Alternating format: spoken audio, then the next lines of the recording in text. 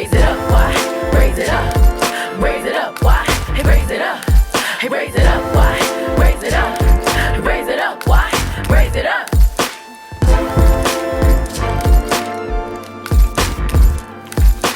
North side, raise it up. South side, raise it up. East side, raise it up. West side, raise it up. Raise it up, raise it up, raise it up, raise it up, raise it up. North side, raise it up. South side, raise it up. East side, raise it up. The west side, raise it up. Raise it up, raise it up, raise it up, raise it up, raise it up, raise it up.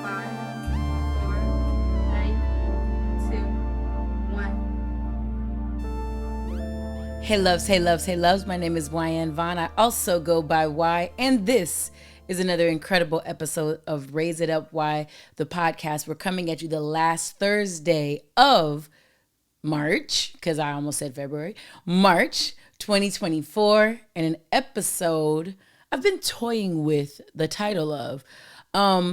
It's probably just going to be called Practicing Vulnerability. You know what I mean? Which is not compelling at all. So if I come up with something sexier, don't be surprised if the episode is called something better. We're here to continue a conversation that was started at Love Lounge Live LA 2024 on the 13th of February from two of our wonderful loves within love culture, that asked some questions, not just about vulnerability, but masculine vulnerability.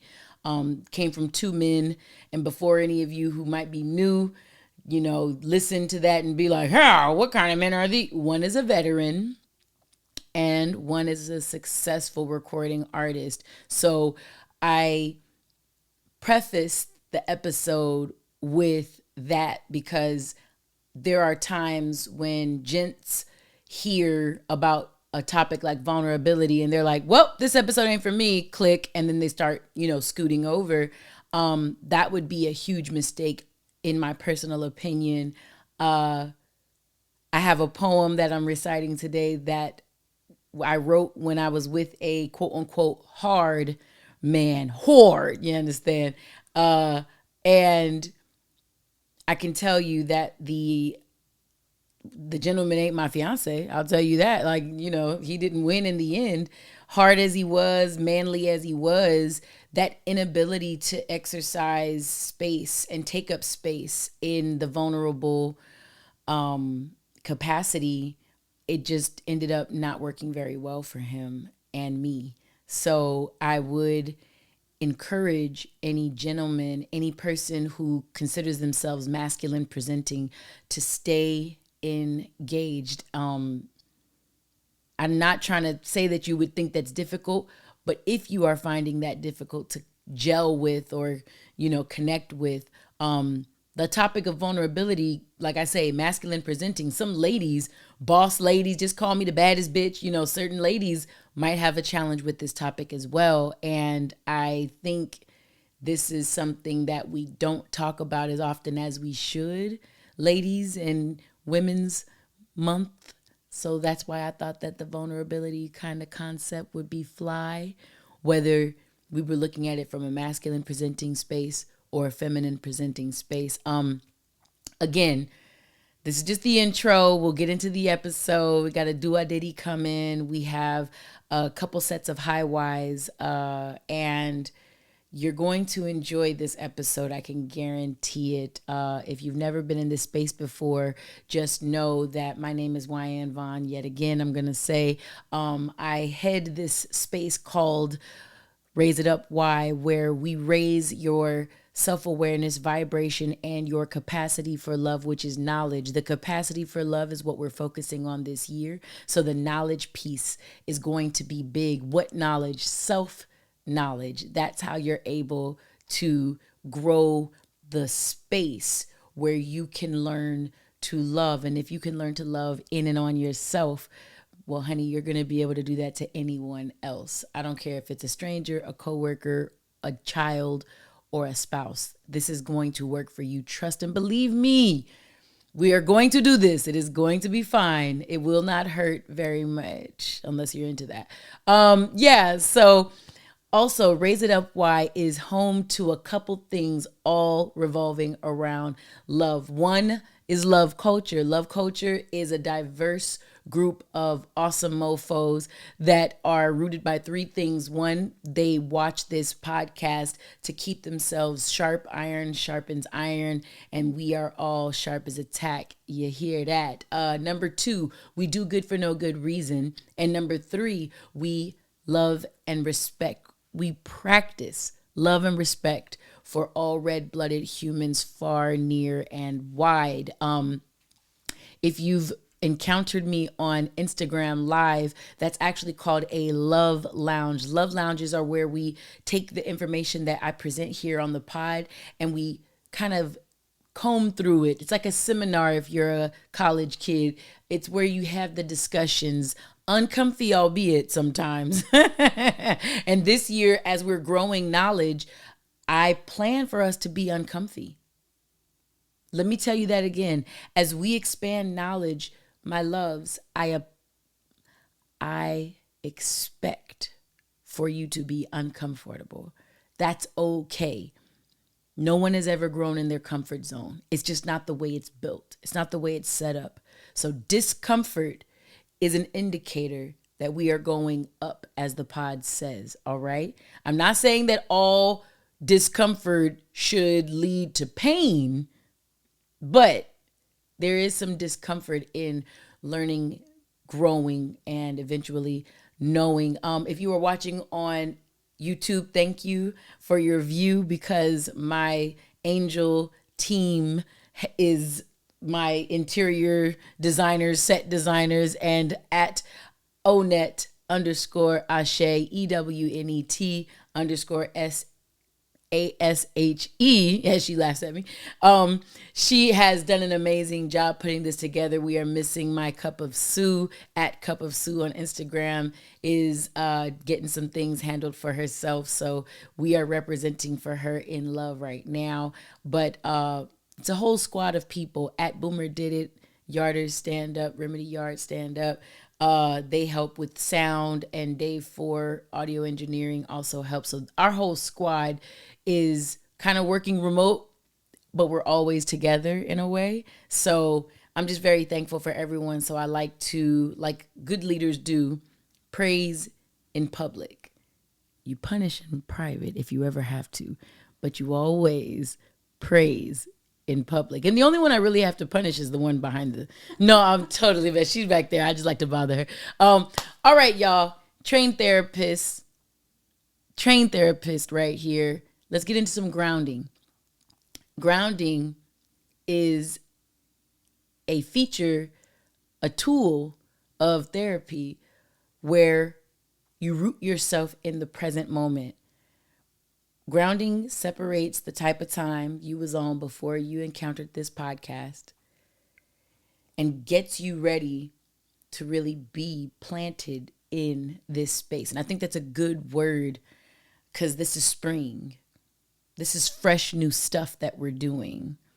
And I want y'all to take a moment to be here with me. You can close your eyes while you hear my voice. Bring your awareness down to your feet. Really feel your feet. Wiggle your toes. Touch on your nose. And you're just doing that to recognize that you are here. Go ahead and breathe a breath in. Blow a breath out. Do that again. In through your nose and out through your mouth. Just take a moment. Own this. What we're doing, it's a miracle. It's called life. That you're breathing, you're winning. Just because you are living this life, just because you are spending this time with my voice right now, you have invested into your betterment. So I'd like you to sit with that and feel proud, and let's go up. Let's really get it done. Douxadiddy. Douxadiddy is a part of this podcast where we feature original music, usually. Music or poetry, art is really what it is.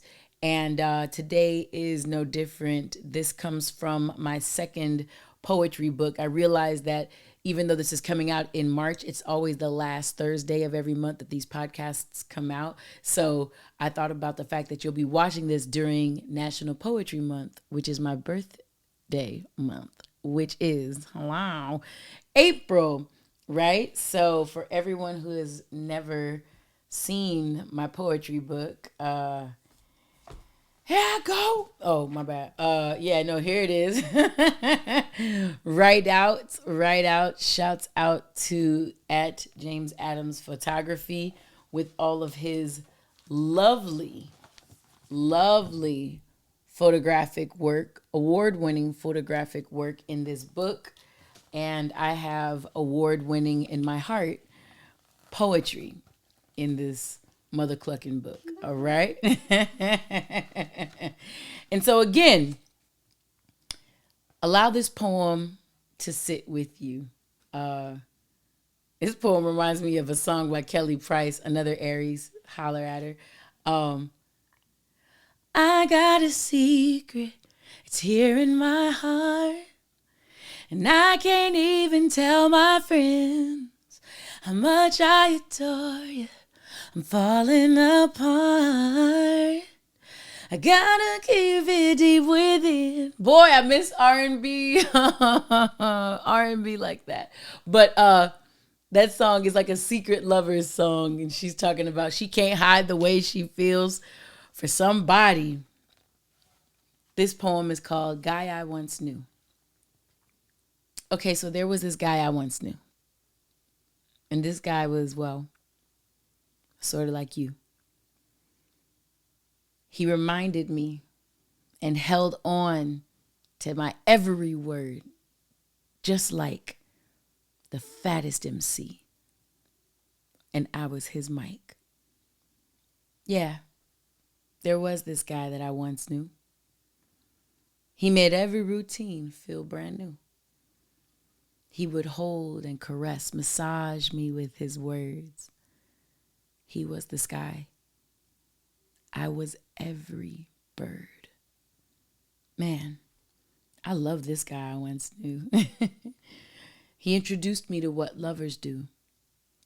Not make love, but be friends. This man understood me, taught me who Wyann is. 'Cause of him, I am she. Oh man, I miss this guy I once knew. If you're reading this, if you're listening right now, please know it's true. Life has dealt me some cards and I'm playing my hand, but don't think if he sleeps, I won't see you again because I need you, guy I once knew. I swear I wish this guy was like you. No, I just wish he was you, not like you. I wish this guy was like you, I'll say that. You analyzed me like someone told you to, but you did it just because I meant that much to you. To that guy I once knew, your girl is still here. You caught all my clues. Your breathing, I can hear. And if you're reading, it's clear. No explanations. So if you're lost in this poem, you're not the man I'm craving. Yeah. There was this guy I once knew. And I love you. Ooh, you should have seen my dude at the time when he heard me perform that. I got a secret. No. I don't think that man listened to half the poetry I did. And I bring out that poem because we're talking about masculine vulnerability this episode, right? Right. The vibe is this. I told y'all in the intro, I was with a very hoard guy. You know, I'm from the West. So it was my first little LA nigga. Hear me clearly. Understand? I grew up in the Valley. So if anybody is from LA, you'll know what that means. If you're not from LA, this means nothing to you. Don't worry about it. But when you get a dude from LA, a man of color, a black man especially, in the 18 to 25-year-old range, it's a grand possibility that this gent maybe affiliated in some way. I know hip hop has made it seem like the entire rap industry is, I'll say music industry with rap concern is a gangster. But no, we're talking about the originators of this shit. You know what I mean? Before it was in everyone's records, when it was just our thing, because it is just our thing. I understand that other people have taken an affinity to the sad destruction that street life can bring, and they've now started to identify in that. However, this is some LA shit, respectfully. Do what you want with that information. So, bro was affiliated, right? Right. And I remember there were things that I really enjoyed about how manly he was. He was consistent. He was a provider. He was, in the positive, he was someone with whom I felt protected, right? That was a good thing.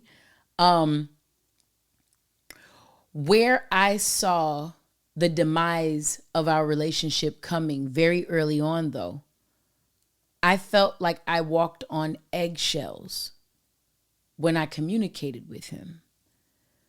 There's a certain amount of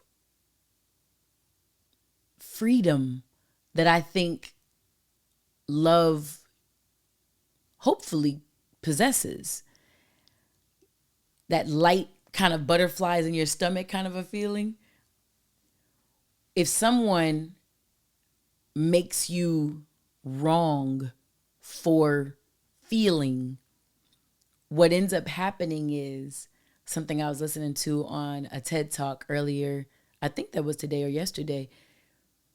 When people feel fear, they are inclined to hide. They are inclined to pull back. It doesn't encourage, like, you know how you see a warning sign on a label somewhere and it's supposed to say, hey, you know, you might want to look at this twice and think about how you're going to act the next time. Fear or shame-induced behavioral tactics, it doesn't make anyone want to try a second time. They just shut down. You see what I'm saying? They pull back, they pull in. And I'll be honest with you, a 20-something-year-old Wyann did exactly that with this man with whom she felt very protected, with this man with whom she felt like he would buy all the meals, you know. Unfortunately, you be with some dude that don't keep a job, and sometimes you end up paying for all the meals. I know a lot of ladies didn't identify with that. However, that's the problem when you're a well-known sweetheart and most of the guys that you date or have dated were your friends. Like, you guys had good connection first. This gentleman, I just didn't have that with. And that tough exterior was guarding a lot of a lack of vulnerability. It was guarding vulnerability. He was expressing a lack of vulnerability, right? So all that hard gang banging, doing extras, toting whatever items he felt he needed to tote around Los Angeles, all of that was actually just an expression of always feeling fear. There's not strength in that. You're scared all the time. I know a lot of men don't like to maybe admit that. However, I've often said on this podcast, Wyann's Words of Wisdom, I think episode 2 was the most gangster shit in this world is love. When you're fully functioning from love, you're good in any hood. You don't need a pass. You are the pass. You walk through wherever, however, whenever you want, right?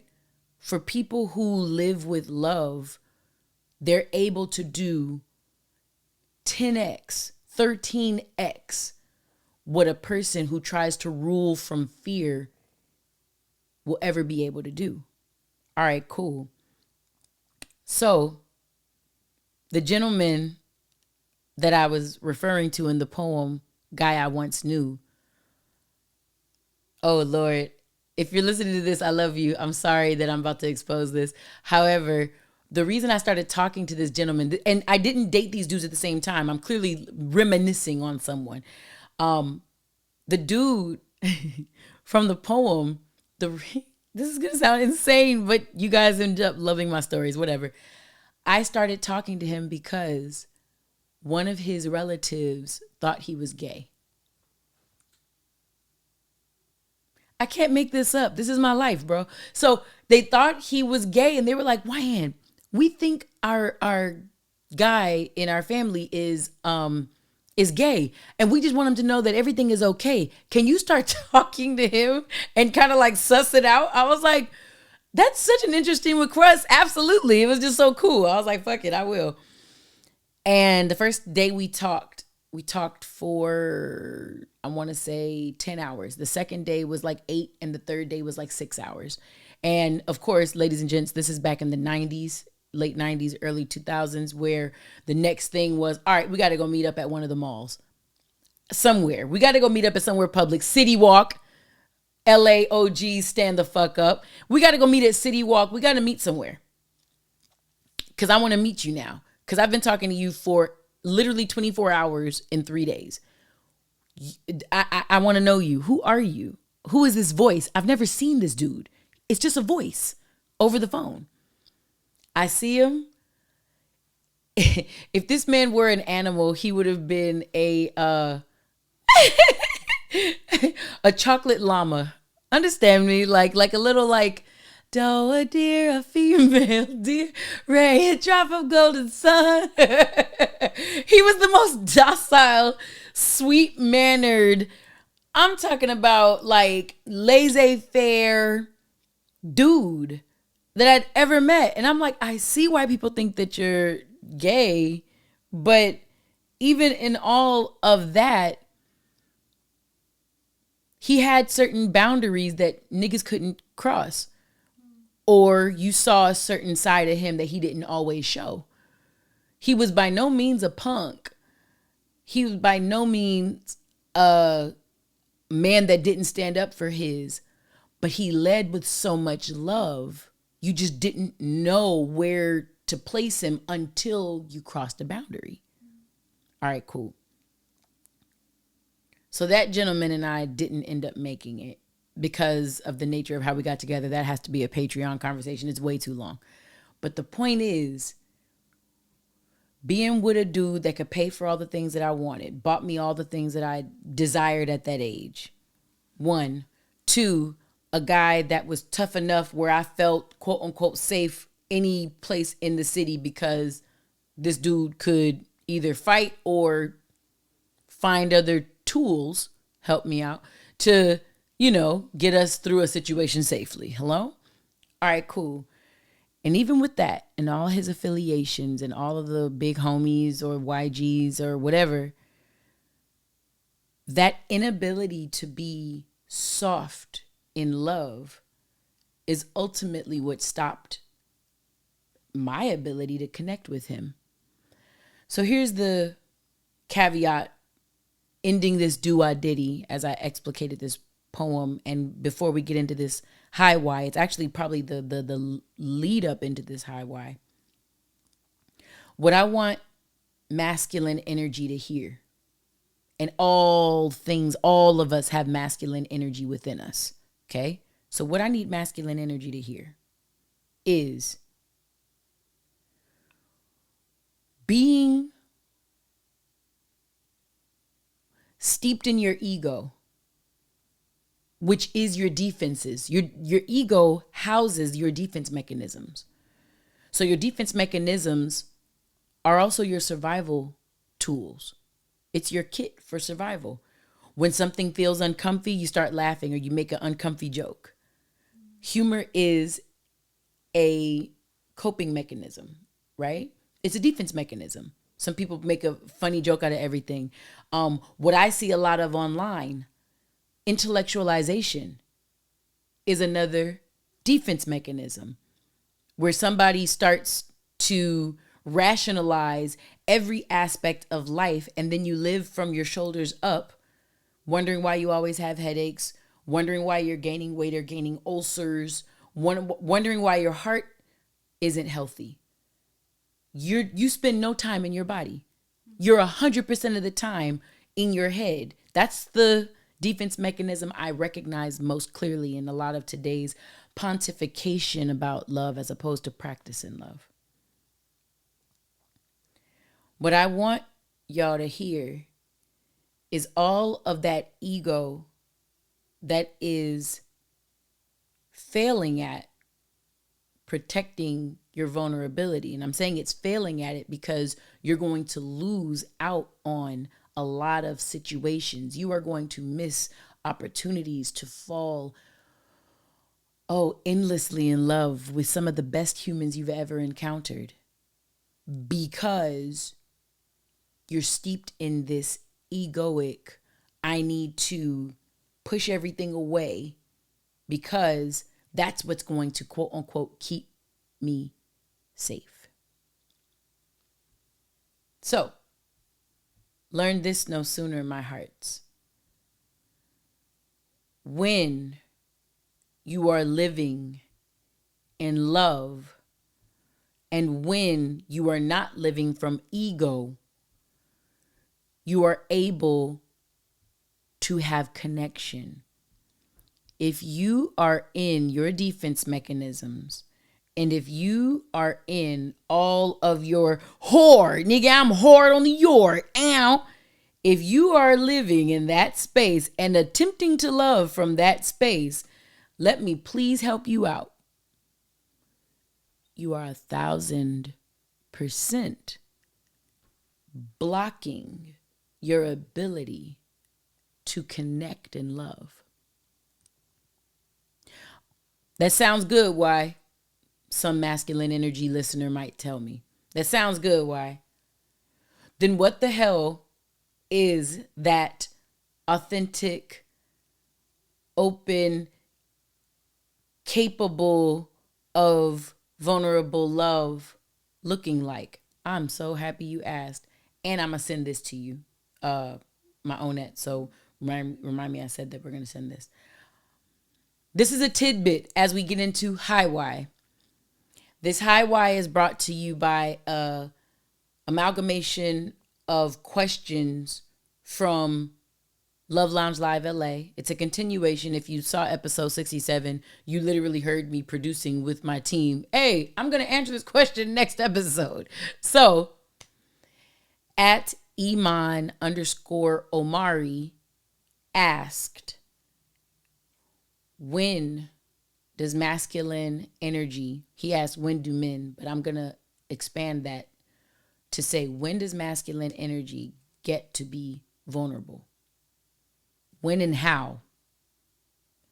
Deeper still, at Young Fly and Flashy on Instagram, one of our other loves, a JBP love, asked, bet, and how do you remove the armor? I get it that men have armor up, but how do you remove it? I said this year was about raising up your capacity for love, which is knowledge. If you understand more about love, you can learn to love even the parts that you might not want to look at, but at least you know they're there. It's hard to love without awareness. It's hard to love someone else if you still aren't aware about yourself. So self-awareness is a huge key. Let's just do this real quick. I found this February 21st, 2022. So I don't know if I ever shared this with all of us, but I found this meme, and like I'm saying, I'll put it in the episode somewhere and share it with everybody. Let's focus on what we want. Focus on what we want. Authentic love says, I love who you are as a human being. Authentic love is vulnerable love. Vulnerable love honors flaws, self-expression, and freedom.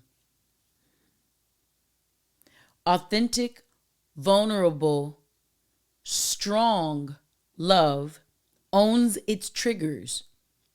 It apologizes. It takes responsibility.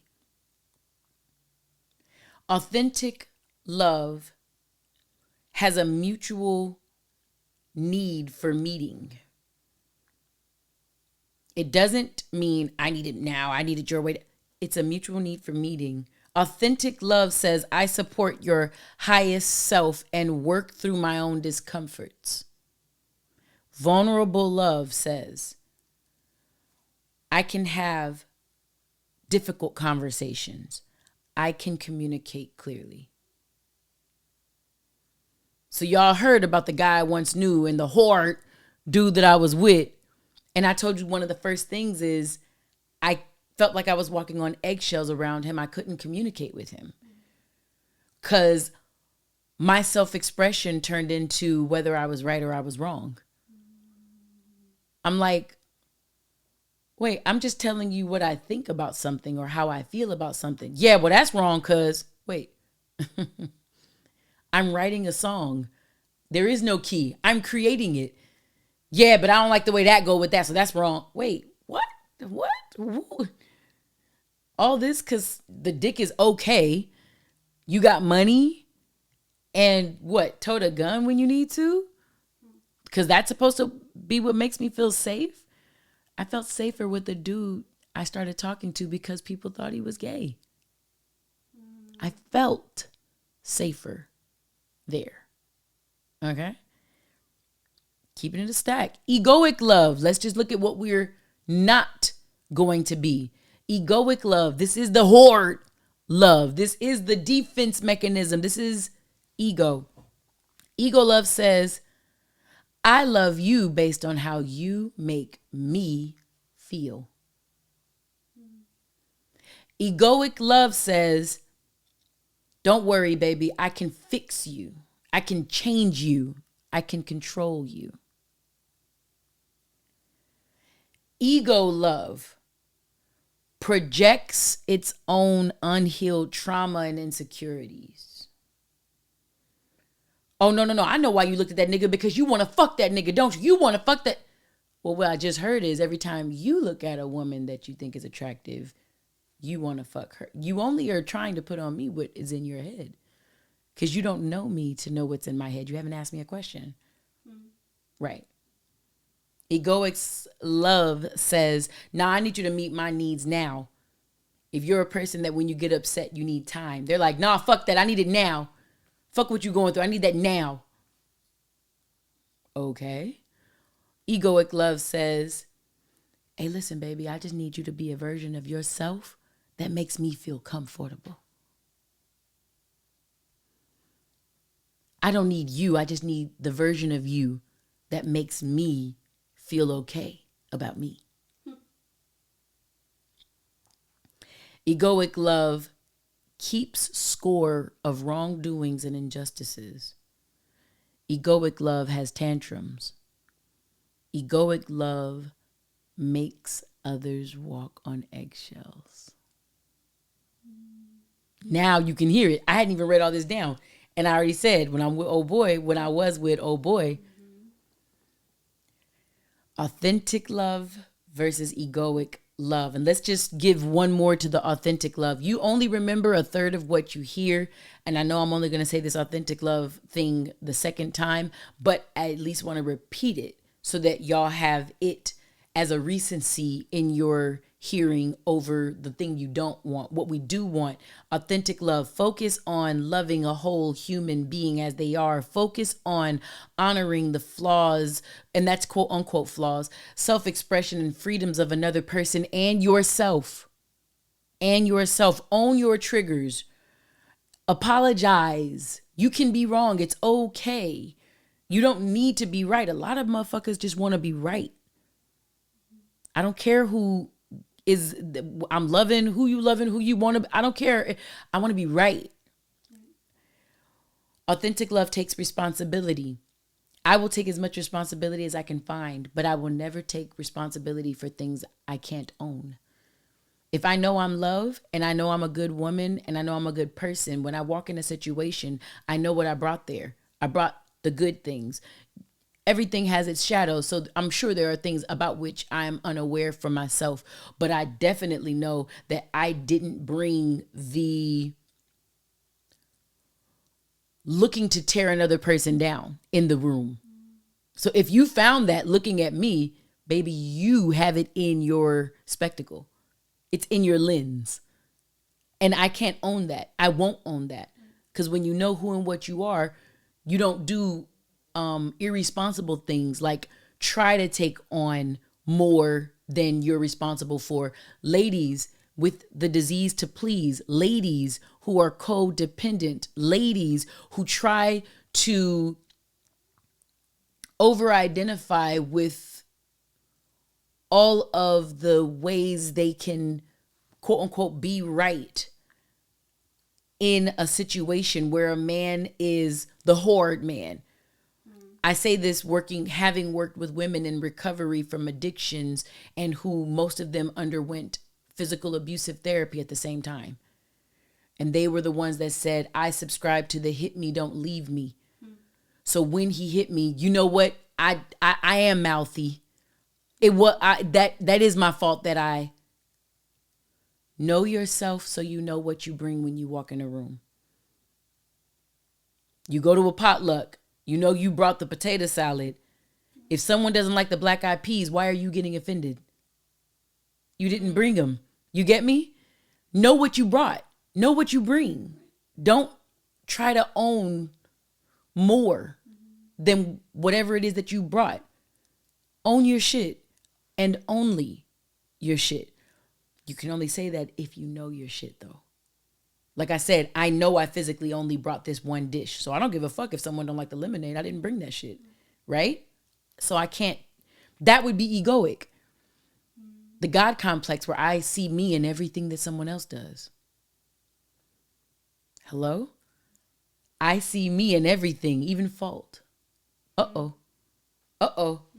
What happens when you don't know yourself? You see you in places you literally are not. Come on now.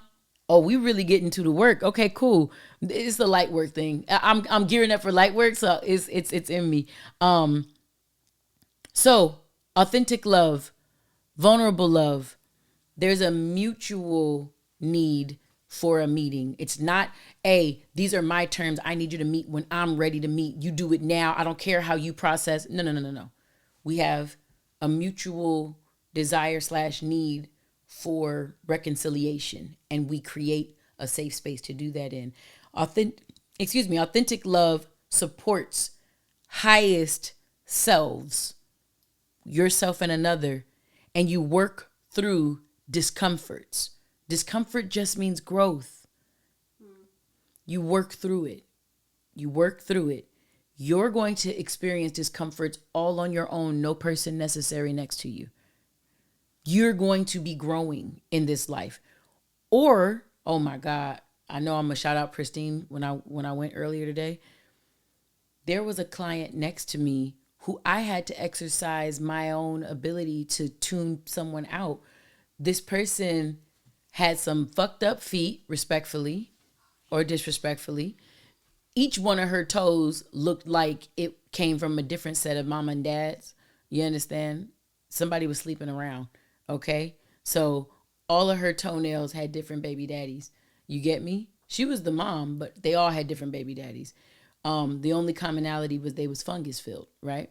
She said, nobody's ever told me that all my toes were fungus filled. I'm looking at, I said, well, let me be the second person, because my homegirl that does my nails is the one that did her fucked up ass feet. And it wasn't even her client to begin with. She was helping somebody else out. No one has ever told me that. And and somebody's going to come tell me about something with my feet. And she was talking loudly and complaining loudly in the store.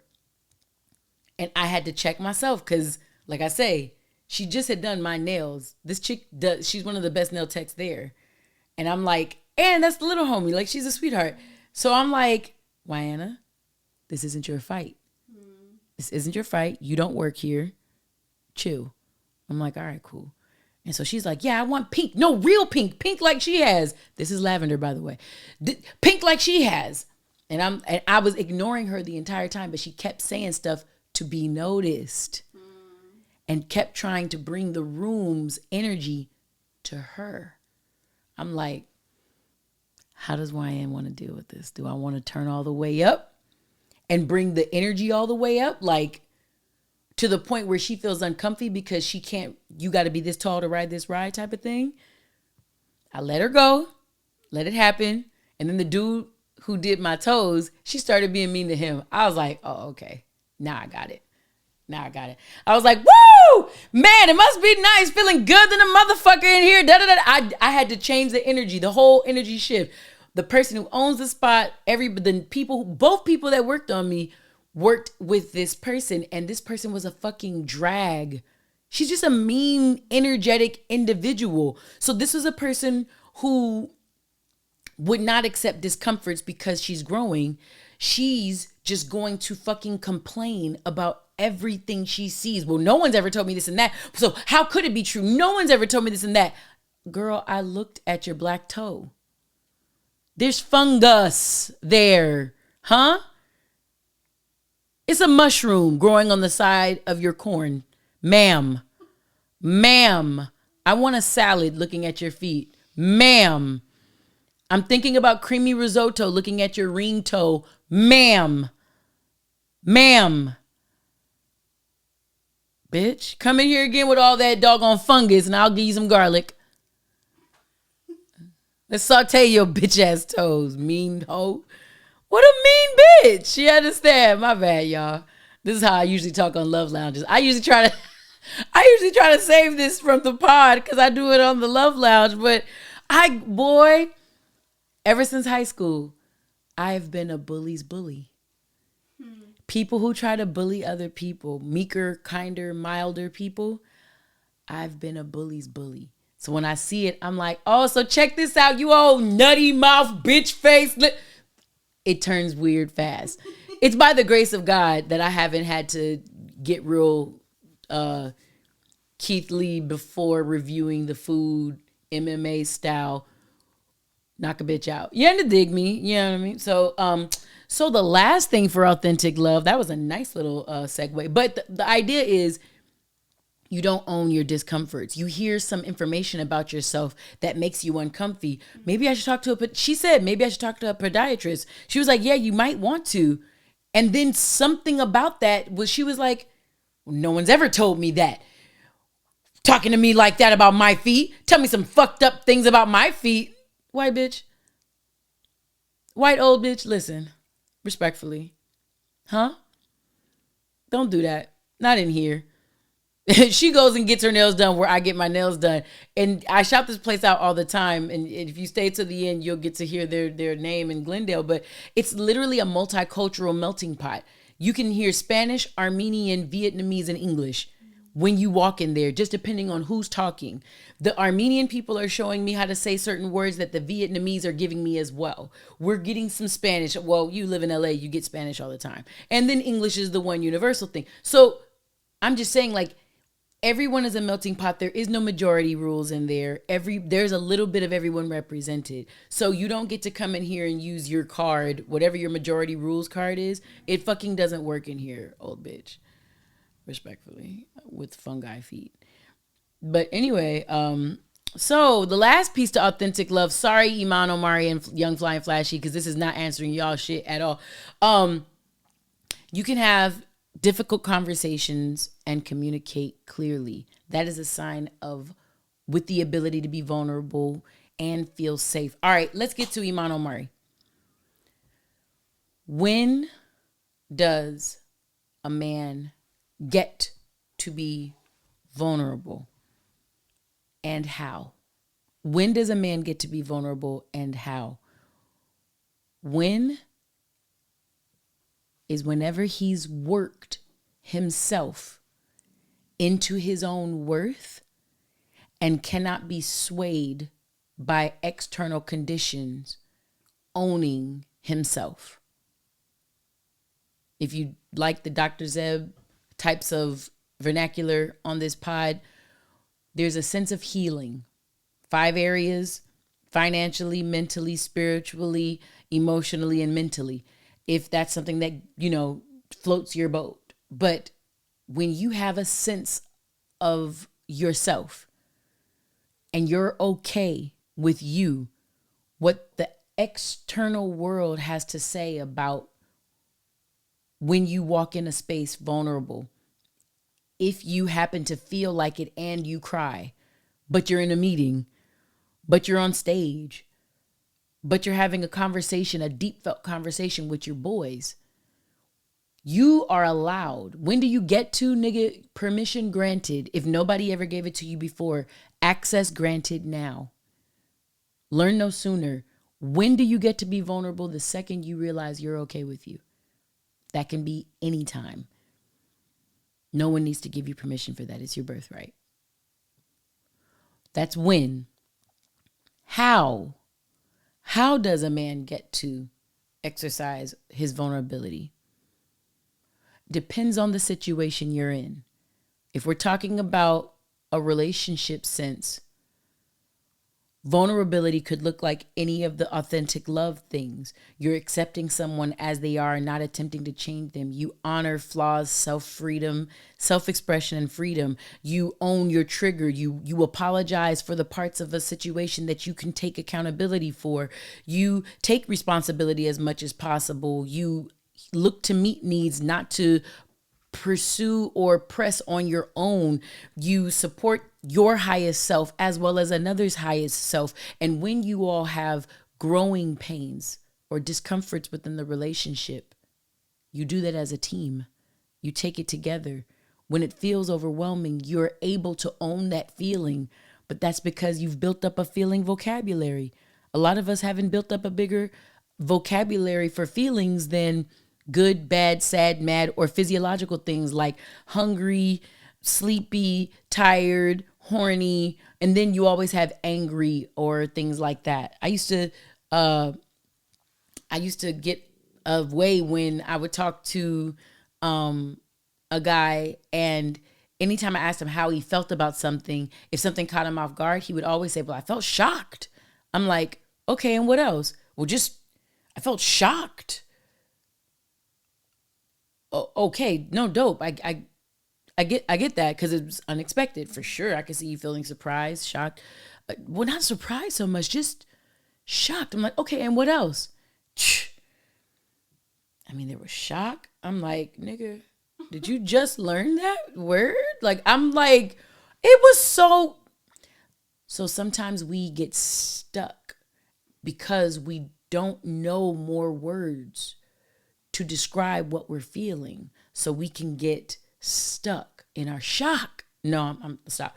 No, but and the last thing that you would do, working through your discomforts or your growing pains, how you're vulnerable, let's say in a relationship, would be having the difficult conversations clearly, effectively, and having the conversations that need to be had that make sure you're represented in your best light, and look to make sure that the person you're with doesn't hurt by way of having your conversation or the conversation that you're having. I might not have screwed that top on all the way. I just thought about that. I have a bad habit of not doing that. But so Young, Fly, and Flashy kind of adds to, thank you, baby, the conversation and says, what does it look like to take off your armor? Because a lot of the horde, you know what I'm saying? A lot of the people who is like, rah, you under dig. These folks, these masculine presenting energies have always had to guard themselves. This can come from the ladies' side, where maybe you had to endure certain traumas, certain physical, sexual traumas from a childhood. You saw a mom that picked a boyfriend over you, and so you always had to kind of low-key fend for yourself. You always saw situations where the boys were given the pass and you were made responsible for the brothers and the cousins that did the bullshit. But because you were the girl and you were the black girl and you was a strong black woman in the making, you weren't allowed the opportunity to slip. So you might be the overcompensating, overdoing, get her done, achievement buff. That might be you. In love, that don't work so good. It makes you hard. It makes you hardened still. And maybe it's not a black girl thing. Maybe it's a spicy Latina girl thing. Maybe you're the lead at your job and you lord over a bunch of people, gentlemen and ladies alike, non-binary folks as well, whatever it might be. What I'm telling you is what I told you a few episodes ago in the Wyann's Words of Wisdom, I believe, if I'm not mistaken. All that shit, ladies, that makes you a boss bitch at work is shooting you in the foot in the realm of love. All of that self-protection, it is not making you a better lover.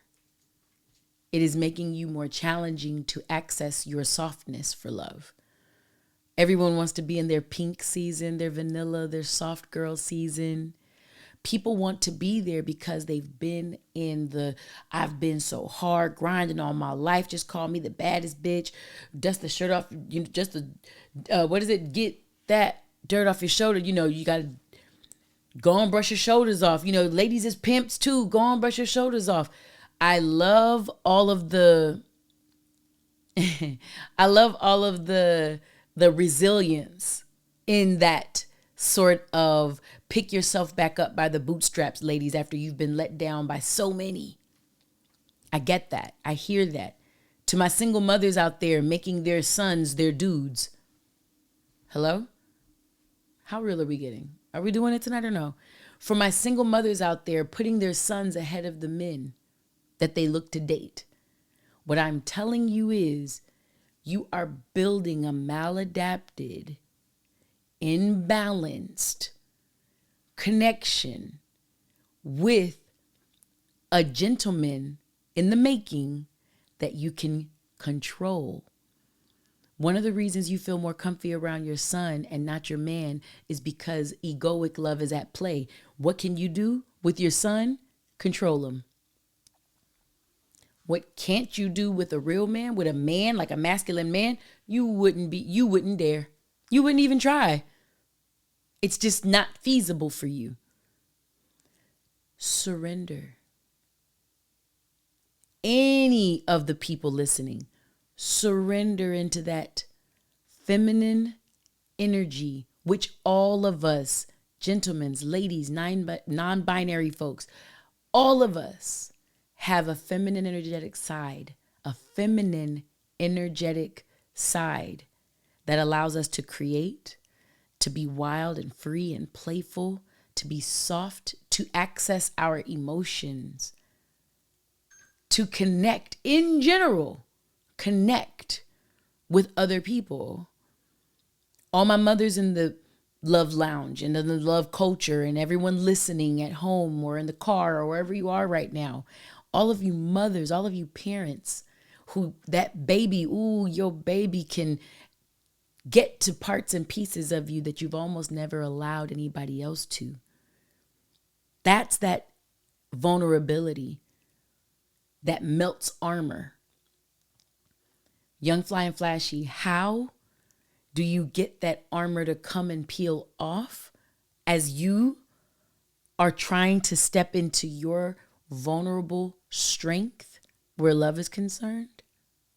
1, it takes practice. 2, it takes patience. And 3, it takes willing participation from partnership. Those 3 things I just made up and they were so dope. I hope I can remember them again. 1, they take practice. Taking off that armor, it takes practice. I love that about yoga. Yoga is called a practice. It's not a performance. It's called a practice, right? It's not called a perfection. It's called a practice. Practice it because you'll fall out of certain holds and fall out of certain poses and you'll realize you weren't as strong as you were. You'll realize that one side of you is stronger than another side of you. But it's because you're spending time with yourself. You're practicing being present. All right? Look at that grounding thing in the beginning of this and really get into that practice. Number 2, patience. You're going to get it wrong. Expect it. Quote unquote wrong. Your body is not going to be able to let go of certain armor as easy as other parts of your armor. Maybe the armor around your chest guarding your heart will be one of the last things to come off. It's okay. Be patient with yourself. and live in community where that partner, not always your romantic partner, men, masculine energy presenting people, stop waiting to work on yourself when you have a person that didn't sign up to be your accountability partner for this. Stop waiting to possibly piss off Mr. or Mrs. Right for you. Stop waiting to practice love. Then practice love in the mirror. That's a partner right there. Practice love in the love lounge, amongst other loves, people listening to this podcast, people who come to the love lounges live in person, or the love lounges on Instagram live, on Station Head, on YouTube live, people that have signed up for light work mentoring with me. It's a long story I'll tell you at the end of the pod. But the idea is people who have signed up to be willing participants, to partner with others and help them learn life. You have so much access to partnered practice for patience and being present. You have so much access to it. Stop waiting to get in relationships and practice on a young girl's heart that didn't ask for it.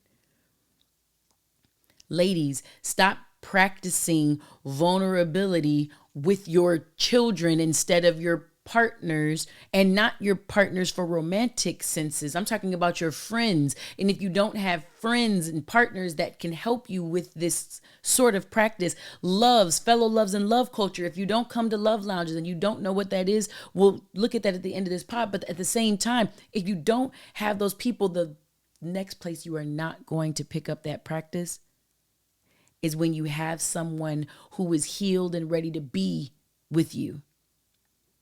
They're not necessarily trying to practice. They will go through things with you because that's life. Life is going to have things happen and go.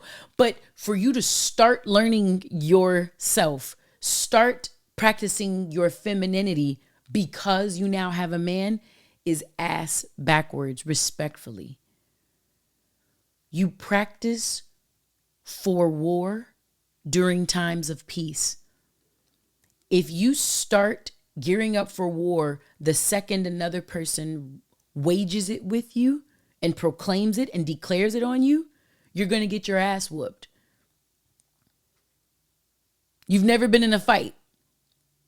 And the person that you've been taking little fucking petty shots at school, at college, at work, at the gym, finally says, hey, I'm going to see you. I'm going to see you in a few minutes. Don't even trip. If you start learning how to fight in those few minutes, you're going to get your ass whooped. You practice being strong for times where you'll need the strength. You don't do it when you need the strength, guys. So ladies, stop looking to practice your vulnerability and softness when you get into the relationship and your subconscious has been programming you to be more like a man and more like a masculine boss, trendsetter, go-getter, type A personality, and you haven't had practice being soft with and for yourself or outside of motherhood. These are the types of things that I would want to let you all know, that armor and how it can look for feminine energy. I say ladies, but I also mean ladies/feminine presenting energy. And when I say gents in this vernacular, I'm also talking about masculine presenting folks. However you identify, that is not even, if you get caught up in that, you are getting caught up in distractions. You are not focusing on the sanctity of this message. If you get caught up in that, you're the old white bitch worried about someone telling her that she has fungus on her toes, and she's not dealing with the fact that her toes look like Mario Kart and Luigi Fettuccine. I'm sorry. Okay. Yes. Onette has been trying to hold that whole time. So I'm just trying to tell you guys, please keep the open mind that's needed in order to hear this information. Iman Omari, I'll make sure that I post this ego love versus authentic love on @RaiseItUpY under a post where I probably do this and answer your question. And Young, Fly, and Flashy, how does that armor come off? With practice, with patience, with partnership, and with presence. Damn, that was good. I love myself. Okay, guys? And we're going to get into some Wyann's words of wisdom. And I'm going to make it simple and plain. Easy Luigi. Damn. Now her feet is all in this. Okay, my bad. Okay. My bad. Dun, dun, dun, dun, dun, dun, dun. Wyann's words of wisdom for episode 68. It's spring. Let go of the dead things. Real life is really happening. And much like I alluded to in Young, Fly, and Flashy's answer for High Why a moment ago about peeling off the armor that blocks us from allowing connection and vulnerability. Sometimes we are holding on to dead things. Dead things are old, crusty, crunchy, no more vibrance, life, brilliance, color, life and love happening in it. Dead things might be strategies that helped you win 10 years ago that as you employ them now are rendering you no results. Let the dead thing go. The defense mechanism you used to use in a previous relationship. Here now you're in a current healthy relationship. And that sarcasm that you used to throw out and get dished back to you, and y'all used to have that toxic exchange, and y'all knew that that would just set you up for amazing sex that night, and then you would actually talk about it the next day. That philosophy in a healed, dope situation is no longer going to serve you. It's a dead thing. Let it go, because you're going to practice the bullshit with a person that ain't playing. My homeboy, shouts out to my nigga Trek Life. He told me this in my mid-20s. He said, why? One thing as a man who be serious in relationship that I can't stand is when someone plays games with me and I ain't playing. When it comes to relationships, when a woman in his case wants to just play house, and I've already set my clear intentions forth, like, yo, I'm really here for you. I'm really into this. His exact words were, don't play games with a nigga that ain't playing. Like, why are you playing with me? I've always taken that and let it stick. When you are used to toxic ways of relating to someone, if you need a reminder, go back, rewind to all the ego side of that love chart. All of the toxic ways of relating to someone, needing control, loud talking, only considering yourself, and considering yourself first in a way that damages the unit, completely and only looking out for oneself. I'm a social worker trained, right? Master of social work. You want to know why social work as a profession starts to be itself, why it is so prevalent? When parents only look out for themselves, they don't take that child to get the accurate health care that they need. They don't feed that child. They, instead of listening and communicating and having a relationship with that child, they whoop the child into control. They punish the child into shame, failure to launch, failure to thrive. My bad. Failure to launch is the one when they don't leave home at the empty nest stage syndrome. But I'm talking about when you deprive a child of emotional and positive physical touch. They suffer and live with something called failure to thrive, where a 13-year-old can look and appear like a 6-year-old. When you, as a parent, are so caught up in your bullshit that you've just not taken accountability to start giving soft love, accurate, caring love to the thing you created called a child, we step in. And if no one else is going to hold you accountable, baby, now we do. You're bad. Sorry, not sorry. Never sorry, actually. Not with the cases that I've seen. That's another talk for another day, because I don't want to hurt you guys' hearts. You know what I'm saying? I want y'all to hear, in new seasons, in springing forward, starting fresh, letting go of the dead things is allowing waste to be released. To be released. Allowing waste. What's waste? Why? How would I know if something is a dead thing? How is it still serving you?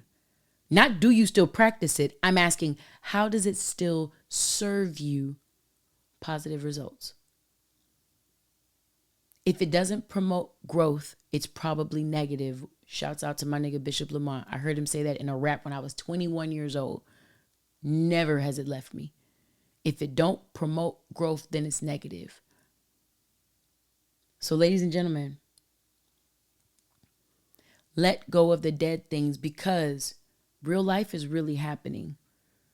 Real life is looking at influencers and podcasters and getting caught up in stupid ass gender role Instagram conversations and pissing off all of your viable dating years, pontificating, intellectualizing, talking at love instead of practicing it. And as a result, here you are now in your mid-40s and your single parent mother slips and hurts herself at an event that she attends. And now you're a primary caregiver for a dependent adult, and you don't have the capacity, time, and space to actually date anymore. This starts to get into some real life shit. Real life shit is you're 67. Yeah, you've been looking good, still look good. You go to the gym, you work out, you go out and all that stuff. And one day the idea of mortality really hits you and you don't know who will bury you. You don't have dependence. You don't have partnership. You in this alone is like a drop. You in this world alone is like a drop in the ocean. You're a drop in the ocean, so you count. But boy, the second you get absorbed by the waves, who the fuck notices that you're there? This is real life shit, right? I'm thinking of Buddy had a album out, Ninth Wonder and Casual Love, that I said la da da da da, but man, every day is some new pressure. I've been going through some real life shit. This is more than the music. I be going through some real life shit, Buddy from Compton said. I be going through real life shit. Real life shit is y'all over here worried about which celebrity I'm in a picture with next. And I just got a call that my dad is on life support. But I'm having the show of my life in Japan. I just went gold. And my little brother was just hit by a car. These are all real things. And my nigga Cash, shouts out to Cash Don't Make Me on Instagram. Something I heard him say some time ago was, I asked, why partnership? Why do people need partners? Why do people even do this partnership thing, relationship thing? And he said, why? Because this life shit is hard. Point blank and period. Simple. It's simple and plain. You can have the money, you can diversify the portfolio, you can have all the assets and people around you and the cars and the bitches, the clothes, the whole, you can have all of these things, and real life stuff hits you. What does it matter? You win the $300 million lottery and learn that you have a heart condition. What does it fucking matter then? Because life has a way of equalizing everything out. If there's nothing I know about life, it'll get balanced. Are you in the flow of the balance, or are you being humbled by the flow of the balance? That's the question. But I just really want y'all to know and hear that real life is really happening. If you want this spring to be a start fresh sort of a thing, I implore and encourage you, let go of the dead things. That's my words of wisdom for you. And before I go, I can sing real loud because my niece is not here like she was last episode. And I had to hold that because I thought I was going to belch right after that, and that would have sucked. Ladies and gentlemen, I'm going to just keep shouting out Hair by Quista, and she's going to have to know that I really do love her, even though I have been not going to see her. Hair by Quista on Instagram. She might not have done this little braid out, but I'll tell you, I got cropped because she taught me how to grow my hair. Listen to me and talk to me nice when you talk to me. Yes, these products were done with I love to do more than you knew. I did start that a little flat, but you guys get me, so I'm not even gonna worry about the fact that y'all knew what I started.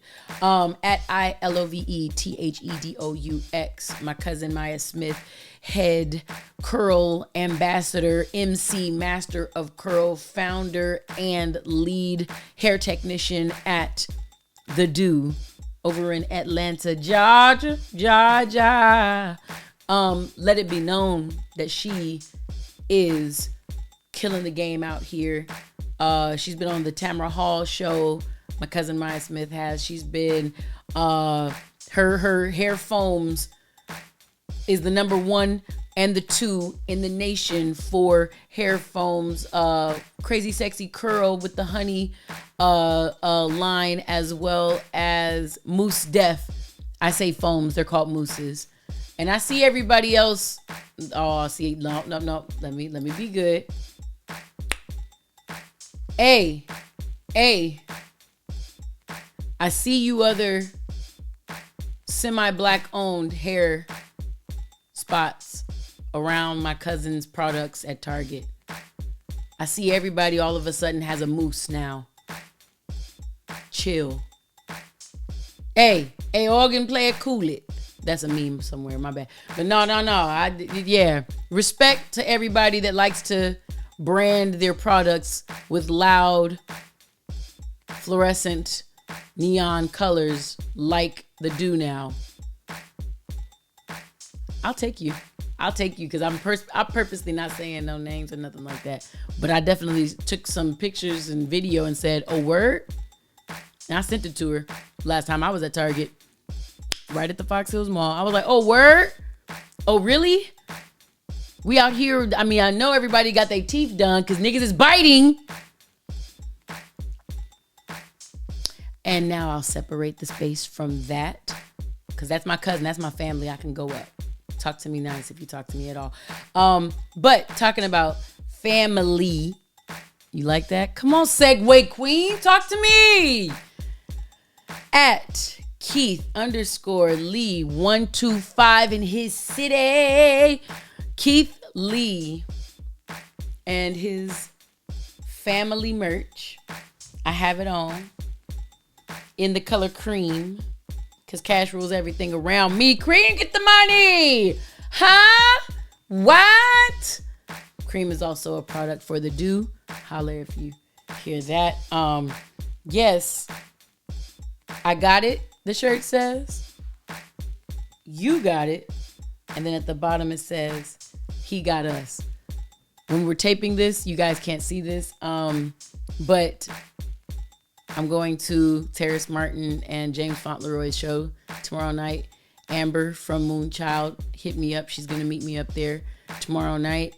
And I don't give a fuck. I'm wearing exactly what I have on right now. Now what? Who won Tess, huh? But I wanted to represent Keith Lee and the family. Oh, give me the box. I did a separate piece of content just unboxing this. But I did not get this sent to me. I bought this proper because I believe in creative people helping creative people. And check this out. If you're not looking on YouTube and instead are listening on Spotify, Apple Podcast, Google Play, wherever else you consume this podcast, that did nothing for you. Keith Lee is a sneakerhead. So the box that his merch items come in, it literally looks like you just bought shoes, even though it's like a shirt or a hoodie or whatever else is in their merch closet right now. Please be sure, if you're not already following on Instagram, I don't have TikTok. I don't do TikTok, but at Keith Lee, KEITH_LEE125, and his beautiful family. Please make sure that you are following that gentleman and all the dope work that he's doing. I'm just thankful that I got to support some of it, what I was able to, get for right now. I'm very happy about this, I gotta say. I'm very, very happy. And everybody that sees me tomorrow, you won't even know that I had this on. On period. As if I didn't just shower and put all the... Anyways, so that's the number 2 shout out. Well, number 3 technically. Hair by Quista. I love to do Keith Lee and the family. As well, light work.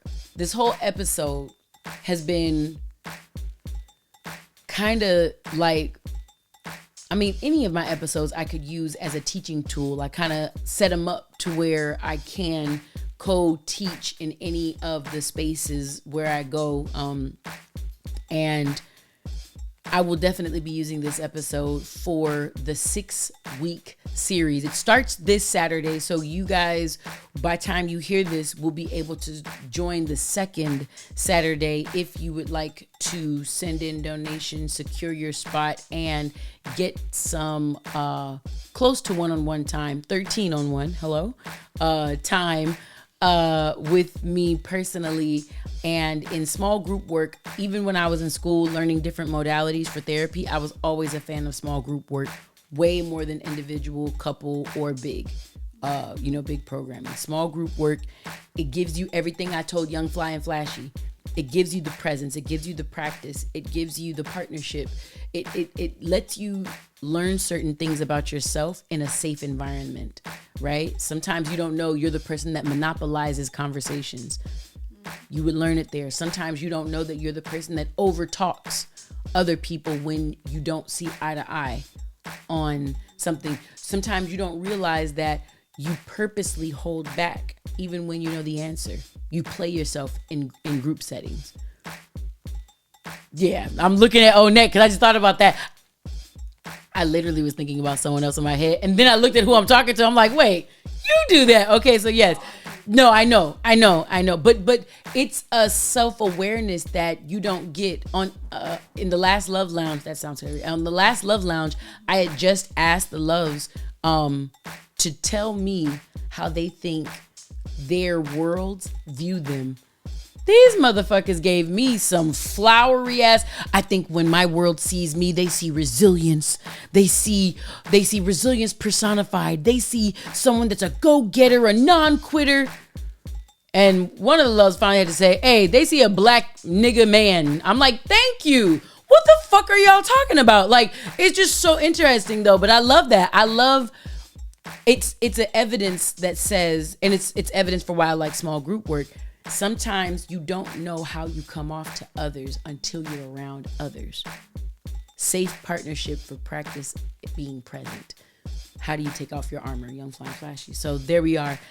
So yes, my light work mentoring program, I created it, and it's I created a little 6-week session for the spring, because I feel like people, spring cleaning, that was the idea, right? So you can kind of like catch some things. There's a flyer up on at Raise It Up Y. Make sure you're following the at Raise It Up Y page, RAISEITUPWY. Rockets up on these hoes, is all the love say. And when you see the one that I'm doing, it's light with a Y in it, right? It's Wyann helping put herself in some light, so that I can introduce other people to theirs. You know what I'm saying? So it's light work, and there's there will be, if there's not already, I don't know if I posted the flyer, did I? No, it's in the broadcast. The Love Culture Community Chat broadcast channel on at Raise It Up Y's bio. So if you just go to at Raise It Up Y, number one, follow the page, because what I'm doing is called a 13 by 13, no more than 13 loves in one virtual setting with me. And if you are not following Raise It Up Y on Instagram, it's not $13 for you. It's actually $20. It's $20 for you. That's your recommended donation. But I put that out there just to say, if you're following the page, it takes like no effort or whatever. You understand me? So idea being, ladies and gents, I've just been in a mode to really get to the work. I think out of everything from last episode, it all had to do with doing the work. My loves know and my angels know, I don't allow myself to talk about a problem unless I'm invested in the answer. So I would never tell y'all about all getting to the work and who's looking at what real, and how are you being a real nigga to yourself? How are you being a real human? How are you being self-aware? How are you expanding your capacity for love? How are you raising your vibration? How are you practicing these things? I wouldn't talk about it if I wasn't going to invest myself in the answer of it as well. Just so you know, yes, I do one-on-one mentorship as well, but that price skyrockets. Not a bad thing. I know my worth. I'm probably still giving a break, because out of everybody I know, all my homies, I am the most affordable of all my friends. That's for features, that's for background work, and that's for mentorship too. I saw what somebody else was trying. I'll tell you after. I saw what they was charging. I was like, oh, I'm playing the fuck myself. Like, I am playing myself. But no, it's just, everybody, your price is your price.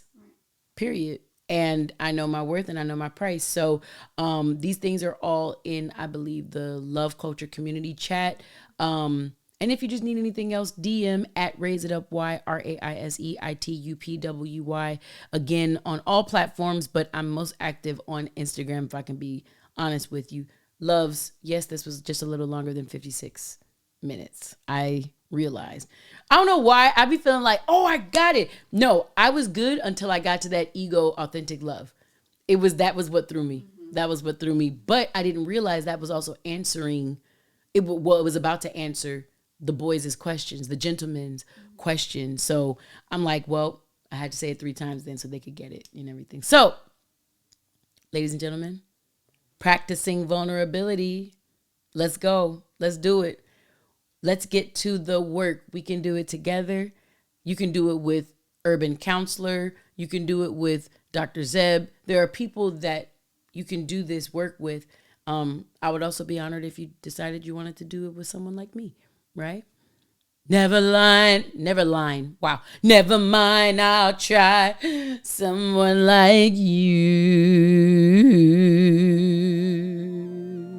Okay, it's officially time to end this. Love you guys. Thank you so much for your time, your non-refundable time and energy that you spent with me, Onette, the rest of Love Culture. Be good. Until next time. Stay real, y'all. Bookie! Do. Hey, yeah. Raise it up, why?